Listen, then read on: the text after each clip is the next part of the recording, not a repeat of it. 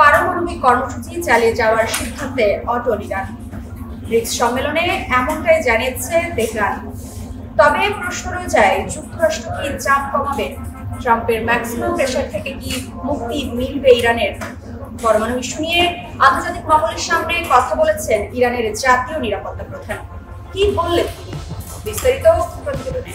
আন্তর্জাতিক চাপ, নিষেধাজ্ঞা আর সন্দেহ সবকিছুর জবাব দিলেন ইরানের জাতীয় নিরাপত্তা প্রধান। ব্রাজিলের ব্রিক্স সম্মেলনে ইরানের জাতীয় নিরাপত্তা প্রধান আলী আকবর আহমাদিয়ান জানিয়েছে, তারা শান্তিপূর্ণ পারমাণবিক শক্তি ব্যবহার করার অধিকার ছাড়বেন না। তিনি স্পষ্ট ভাষায় বলেন, পারমাণবিক অস্ত্র আমাদের নীতিতে নেই, আর তার প্রমাণ আন্তর্জাতিক পর্যবেক্ষকদের রিপোর্টেই আছে। ইরানের দাবি, তারা চিকিৎসা, বৈজ্ঞানিক গবেষণা এবং বিদ্যুৎ উৎপাদনের জন্য পারমাণবিক শক্তি চায়। কিন্তু যুক্তরাষ্ট্র, বিশেষ করে ট্রাম্প প্রশাসন, বারবার ইরানকে দোষারোপ করছে গোপনে পারমাণবিক অস্ত্র বানানোর চেষ্টা করছে বলে।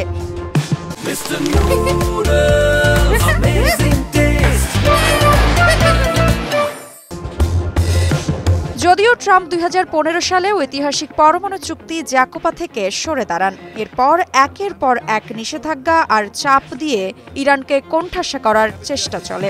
অথচ সেই চুক্তির মাধ্যমে ইরানের পারমাণবিক কর্মসূচি নিয়ন্ত্রণেই ছিল এবং আন্তর্জাতিক সংস্থাগুলো নিয়মিত সেখানে পর্যবেক্ষণ চালাত। এদিকে বিশ্লেষকদের মতে, যুক্তরাষ্ট্রের এই আচরণ কেবলই ইরানকেই নয়, পুরো মধ্যপ্রাচ্যকেই অনিশ্চয়তার দিকে ঠেলে দিয়েছে।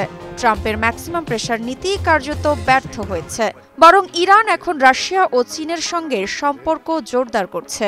ইরান যদি সত্যিই পারমাণবিক অস্ত্র বানাতে চাইত, তাহলে আন্তর্জাতিক পরিদর্শকদের অনুমতি দিত না। উত্তর কোরিয়া কিংবা ইসরায়েলের মতো অনেক দেশই এই কাজটা করে না। কিন্তু তেহরান এখনও বলে আসছে তাদের কর্মসূচি শান্তিপূর্ণ এবং তারা নিজেদের প্রয়োজনে তাদের সক্ষমতা বাড়াচ্ছে। এ নিয়ে দফায় দফায় চলা আলোচনা স্পষ্ট জানান দিচ্ছে, সামনে অনেক কিছু ঘটতে চলেছে। ইরান যুক্তরাষ্ট্রের চলমান সংলাপের ফলাফলের ওপর শুধু তেহরান ওয়াশিংটনের ভবিষ্যৎ সম্পর্কই নয়, বরং দক্ষিণ এশিয়া ও মধ্যপ্রাচ্যের স্থিতিশীলতাও নির্ভর করবে। পরমাণু ইস্যুতে ইতিবাচক গতি এলে আঞ্চলিক উত্তেজনা কিছুটা প্রশমিত হতে পারে, তবে আলোচনা ভেঙে পড়লে বা অচল অবস্থা তৈরি হলে নতুন করে সংঘাতের আশঙ্কা বাড়তে পারে, যার পরিণতি হবে ভয়াবহ। বিশেষজ্ঞরা বলছেন, মূল বিষয়টা পারমাণবিক অস্ত্র নয়, রাজনৈতিক ও কৌশলগত প্রভাব। মধ্যপ্রাচ্যকে প্রভাব রাখবে আর কে রাখবে না, এ নিয়েই মূল লড়াই।